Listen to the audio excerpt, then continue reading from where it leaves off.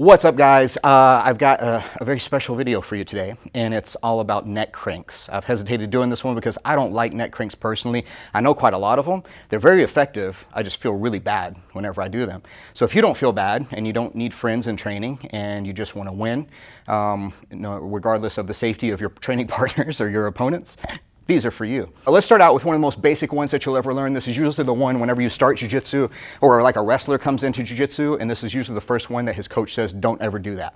So this is it. Whenever I'm inside the closed guard and I really want this thing open, right? So we get here and Ian's got me in his closed guard and I don't know technical ways to split this thing, or I do and I just rather ignore them, then this is one of the ones that they use. So you'll base out here like this, right? And whenever you get based out, I'm gonna cup back here on the back of his head. I'm gonna put my forearm in his collarbone. I'm not grabbing his neck, I'm grabbing toward the top of his head, the crown of his head here. I'm gonna double up on my two hands here. I'm gonna put his head on my chest, and then I'm gonna keep like driving forward here. And as I sit back, I'm curling his head here like this. Now, he has two options basically. One is he's gotta open his guard and start trying to kind of scoot out and scoot away from me to try to release that pressure. Now, if I wanna hang on to it and I've got good base and good position and I'm trapped in his hips, even doing that is not going to get him out of the neck crank. But if I'm just using it, then that might be one of the ways, that might be why I'm using it, is just to crank so he'll open his guard so I can start to initiate a pass. So again, this one generally called the can opener or some variation thereof. I'm getting up here, my collarbones are digging into his, or my elbows are digging into his collarbones. I'm grabbing the crown of his head here, doubling up on my hands. I'm A-framing, basing out like this, putting his head on my chest or lower. And then as I sit back, I'm curling this in nice and tight, trying to pop his head off or open his guard. So can opener. Another one from here is from Kesa Gatame or from scarf hold, or this kind of judo side control. So when we get into this position, this is generally where I'm not underhooking on the far side, so it's not a broken Kesa, it's more of a standard kind of Kesa. So when we're in this Kesa like this here, then the way that this one's going to be effective, sometimes you can just crank up on his head right here like this, and it might still work. Generally, I like to collect this arm with it, so it's a little bit more of a compression as well as the neck crank itself, right? So it can be more compression, more neck crank. If I've got inside the arm this way here, then I'm going to collect my two hands. I'm going to try to get like a butterfly grip. The placement of the forearm is crucial for this one. So I'm not going around his neck. Again, it's just squeezing his neck. It's not cranking it. Cranking the neck means going up higher toward the temple or toward the hairline. So whenever I get there like that, I'm going to either go S grip or gable grip here like this. And then a big part of this one here is the compression. The compression comes from lifting my hip and then rolling my ribs back into his ribs here. This way. It's really nasty. Again, more compression is going to have a hard time breathing off of that one. Another variation is where I don't have the arm. You can still do it here. It's going to be a lot more cranky on the neck. And again, I'm going up this way, trying to pull his ear in toward my chest, and then rolling back this way here, trying to pull his head off. It's cranking the neck, turning the head sideways, and cranking it is going to be more effective. If I crank it straight on like the can opener, it's not going to be nearly as effective. Honorable mention from right here too, this is a little cranky, a little bit more compression, is this one here. Different names for this one. I used to call it the accordion squeeze. Some people call it the trash compactor. Boss Rutan used to refer to this as the shark machine. And whenever we get into this position here, I'm going to actually grab the inside of my thigh on this side, and then I'm going to fish for his near side leg. Some people use the back leg. I'm not going to say that's wrong. It's just much less effective. Once I grab this bottom leg here, I grab my other thigh, and then I use my legs to squeeze this together here. It's compression, it's neck crank, it's all the bad things. Makes it very difficult for him to breathe eventually. All right, sometimes whenever we're on the back here like this and you're fighting, so if we fall over to the side, whatever side that we're on, and whatever the configuration of the legs, whether I've got the ankles crossed, whether I've got this here, or whether I'm just stacking the legs, whenever we're fighting inside, I'd like to try to clear the hands out of the way and get my nice, clean, precise rear naked choke that's gonna put him to sleep the fastest. The problem is he's got three things to defend with primarily: his two hands and his chin. Now, if I've done a decent job eliminating the hands and to where it's not very effective for him to resist that, but he still has his chin tucked down. So when he has his chin tucked all the way to his chest here like that, he's still defending to a degree. So something that I can look to do is I want to look to take this snuff box here, that part of my radius right there at the end by the wrist, and whenever I get that, I'm going to try to get that down here right under his cheekbone. Whenever I get inside right there on the cheekbone, if I switch back this way into a short choke, then I'm going to crank that, and I'm trying to get my forearm behind his shoulder and eventually. actually, right? So I'm not just here, it's here this way, and then I'm gonna crank and pull his nose toward my chest. So it's doing a lot of things. It's really crunching in on that cheekbone like that. It's really uncomfortable. It's kind of smashing in on his jaw, but it's also like twisting his neck in a very uncomfortable, unnatural way. So one more time on that one, because Ian enjoys it. Whenever I get that snuff box here like this, that little bone here, I'm gonna pull that back. I'm gonna connect my two hands in a gable grip, and I'm gonna place my forearm behind his shoulder, taking his nose back here toward my chest. It's a really nasty, uncomfortable one. And again, like sometimes that's a lot of these, if I didn't mention before, tend to be illegal in some kind of tournaments. So always check with the rules. Definitely always talk to your coach about, is this permissible or is this not permissible? Because these can be very injurious and they are very painful, and nobody likes to be hit with one of these. Now, sometimes they can be used strategically to start to like get him to expose his neck so I can slide in for the choke, or sometimes they're just mean and they crank and you get the submission off of that. Let's look at some more. Right. So sometimes here, whatever the condition was, maybe he shot in on a sloppy shot or whatever, and I caught this front guillotine like this. Now, again, I would like to get a nice clean guillotine, either this like handgun style or this kind of traditional style or some modification of the guillotine, because the guillotine is a choke, that's going to put him to sleep. Neck cranks generally don't put you to sleep, and by the time they do, they've done some damage probably if they got to that point.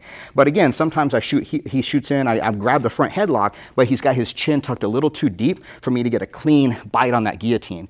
But if he tucks his chin, that means that now, again, I can take that radial notch here and I can turn it up this way. And a good way to reinforce this is to take this top hand, put it right here based on his trap, and then I'm going to get my own forearm here this way.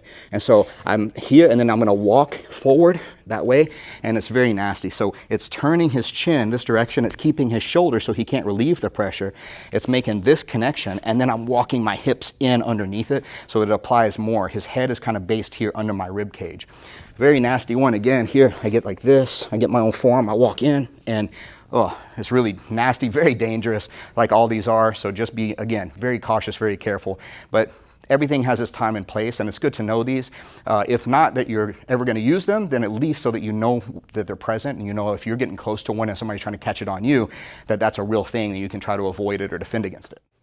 This is maybe one of the grossest looking submissions that there is, so I'll be very careful with it, obviously, with my partner. But this comes from setting up like, whenever you get to north-south, a good fork in the road, a good dilemma to create is threatening between the kimura on this side and the north-south choke. Now, if I were going to do the kimura, then what I would want to do is start to try to isolate this arm, collect it up like this, and then start to sit in and get my kimura, or even use that for a back take. So the double threat then becomes, I'm threatening this, but this secondary hand is going to slide underneath this way here. I'm going to drop to the floor, and I'm going to start moving my chest toward my bicep and try to get that north-south choke. Now, again, like they tend to do, sometimes this guy has his chin tucked, he's got a really strong neck, and it's just not quite happening for me, and I'm not getting a clean bite on my north-south choke, and I'm having a hard time finishing it. I'm also having a hard time getting that arm. But because I've created this dilemma, I'm going to turn it into a trilemma, and the trilemma will be between these two things here. What I'm going to do from here then is, once I have this dilemma started between the north-south choke and the kimura, I'm going to turn him over up onto his side. I'm going to step my leg over this way, and then as I go to sit back, I'm going to collect my two hands here this way, and then I sit back here, and then I would like to try to connect my 2 feet, and then I'm going to arch into this. So it's kind of like a rear-facing guillotine, but all the pressure is on the neck. There's not really much choke at all involved in this, and it's just kind of turning him into a human Pez dispenser at this point. So this, I generally refer to this one as the dragon sleeper hold. Sometimes you'll hear it called the executioner or the executioner after Scott Epstein. But either way, it's a really nasty hold, very, very dangerous. Be very careful as always, and always refer to your coaches or your instructors if this is even legal to try. One of the main things that you're going to find out is, even if you're not trying neck cranks, you're not having them done to you a lot, is that jiu-jitsu just takes a toll on your neck over time, because there's at least being chokes done to you, and you're probably trying to defend them, and you're getting in those uncomfortable positions. Your neck is going to suffer a lot of damage over time, so it's very important to keep your neck strong. For that reason, I use the iron neck. And the iron neck is an extremely amazing engineered device. It's created in such a way that has like this weird kind of gyroscopic kind of feel to it. And you place it on your head, you can adjust the different tension on it. There's different weight amounts that you can use. It's also adjustable depending on the size of your head, whether you have a big head or a skinny head. You can adjust it with spacers that they use. You can attach it to a door frame, you can attach it to a cable machine at the gym, or you can attach it just about anywhere.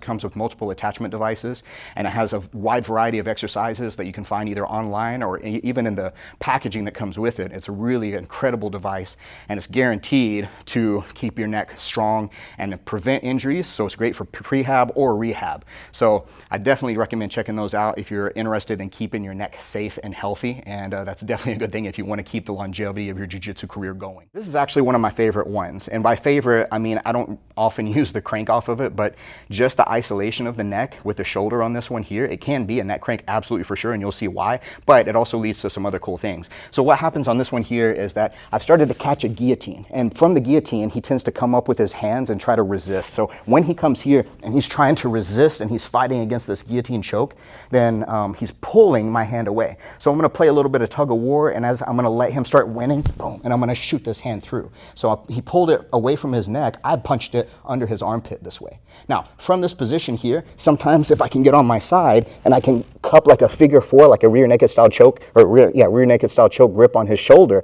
just from right here, if I have a good body lock, then I can turn this by itself into a neck crank. Now what I typically use this for, whether it's this way or just from a gable grip, is that I start to like hip out toward the side here, and then I get my butterfly hook, and now I'm going to turn him over this direction. Now once again, I can still turn this into a neck crank. So what I'll do is I'll keep my underhook on this side with my hand, and then I can dismount and then start sliding my leg underneath, collect again, and there's another neck crank there. Now what you can do though is that from here, if he wants to look to escape, he's got to pass his right arm between our two bodies. Now from him doing that, and he passed that through that way, this gives me the option to pick him up, and now I can turn this actually into a back take from here. So that's a pretty cool option as well. So even if you're not using this for the neck crank itself, from either guard or from the turnover, you can still use this to take the back. This is a really good neck crank from the Crucifix. Now the Crucifix has tons of submission options, and this is just kind of one that presents itself sometimes. So specifically the way I like to get into this one is I got this from watching Jonathan Wilson or Officer Grimy on Instagram. I really like his high ground system. I suggest you go and watch that and buy his instructionals and all that stuff, because he's absolutely brilliant with the Crucifix and a lot of other stuff. But this is one that I like to use from his, and so this is my imitation of it. So whenever we get in this position here, I'm going to block out on that arm on this side here. So I'm going this way, and then I'm going to hook in on bicep on that side. I'm going to use that to start to turn him over this direction. Once I've got him turned over, this hand is going to start scooping behind, and I'm blocking his bicep here. Now, at that point here, whenever we get in this position, and I've got my hand kind of braced behind his neck, I'm going to slide in and capture that arm on this side. So we have this nice Crucifix style setup like this. From here, we've got a wide variety of things that we can start like setting up, but one of the first things that presents itself is the neck crank. So if I remove this arm here on the south side and I come around, again, I'm getting high up by the hairline, I'm not getting down by the neck. This way here, if he's got a strong neck, this isn't gonna do much of anything. But if I get up a little higher this way here and start to pull that way, and then I extend my hips into it, oh, it's nasty, right? It's got a lot of pressure. Both his arms are trapped. For him to try to flex, bring his hands in to defend, anything like that, nothing he's going to do with his legs and his hips are really going to help him get out of this position. It's pretty awful. He's pretty stuck, right? And again, I can use that to start setting up other things like submissions on the arms, across the body, everything like that. One of the classic places that you'll see this, and this one we're going to look at from the twister. The twister essentially starts from a reverse style scarf hold, and his legs start coming in here toward me, or I start guiding them in toward me. This is a common reaction because his upper body is very kind of isolated, and it's difficult for him to escape this position using his upper body. So he's trying to chase me to replace his guard or half guard. So once I guide his legs in, I'm going to take my bottom leg here, and I'm going to hook it under his top leg. So once that's established here this way, now I'm going to start to roll. I'm going to take this shoulder, I'm going to place it down here, and as I go to roll out of this here, I'm going to collect his leg. The reason I'm doing this, we might stop by the truck and check for calf slicers and whatnot, but I'm doing this mainly to control the steps of the roll all the way through. Once I start to push him away, and I can do that by either elongating my legs here like this or just stepping in to push him away, this arm is going to collect here. This arm is typically always here because it's counterintuitive for the guy mid-roll to tuck his elbows in. So usually this arm is at least has enough space for me to come in and grab like this. So I want to get this kind of baseball bat control where I have a control of his wrist and control of his forearm. So I'm elbow to elbow with him here. At that point here, I'm pushing him away and I'm going to pull and collect. Now, this is where we kind of reach a fork in the road. Do I want to continue to take his back off of here, in which case I'm going to start to remove this arm and scoop underneath his underneath his head here to get a true seatbelt and establish my back control. But what also exists from here is if I pull this arm up behind my head, I turn to pull it a little deeper, I get my shoulder in nice and deep here, and then I dive this one under his head now. Now his bottom arm is trapped, he's twisted completely in half this way, it's very bad. And I'm stepping here, keeping my figure of 4, and then I'm coming up here on top of the head, pulling his head toward me. There's definitely some neck crank going on, but it's also like a full spinal twist. It's extremely dangerous if taken to full fruition. There's been about 2, maybe 3 of these ever in UFC history, only a handful ever done in MMA history, but it is a really effective submission, and you see it in submission grappling quite a bit. So again, from here, I'm in this I'm in this reverse style scarf hold. I'm going to start to guide his leg over toward me, and I'm going to hook his top leg with my bottom leg. You can also do this from a hip hinge. That's a different video. At this point, I'm going to start to dive here. I want to control his leg on the way over so he doesn't get ahead of me on the roll. And then as I'm pushing him away, this arm, you'll notice, usually has the space to reach inside here and go elbow to elbow. I'm going to get a hold of his wrist so he doesn't start connecting his 2 hands. And this also allows me the ability to start pulling away. I personally like to take this leg at this point and step on his lower calf. And so now I'm going to pull this nice and tight, place it behind my head, and make sure I get it nice and locked in under my shoulder. And then I shoot this underneath his head here. I'm going to go up nice and high, almost by the forehead or by the hairline, and I'm going to start to pull his nose toward me this way. Very bad. So again, guys, these are extremely dangerous style submissions, but again, we're not taking a baking class here. This is about fighting. This is about grappling, submission grappling. So again, always check the rules. Make sure that you communicate with your partners. Always take your safety and your partner's safety very seriously, and keep your body healthy. That's one of the most important things. If you want to have a nice long jiu-jitsu career and get a lot better, because that's the only way you get better is by training a long time, then make sure you keep your body healthy. Make sure you always do your prehab and rehab. Use the Iron Neck. You can find a discount promo code in my description for it. And yeah, I appreciate you guys watching this. Be careful training, guys. Thanks for watching Night Jiu-Jitsu.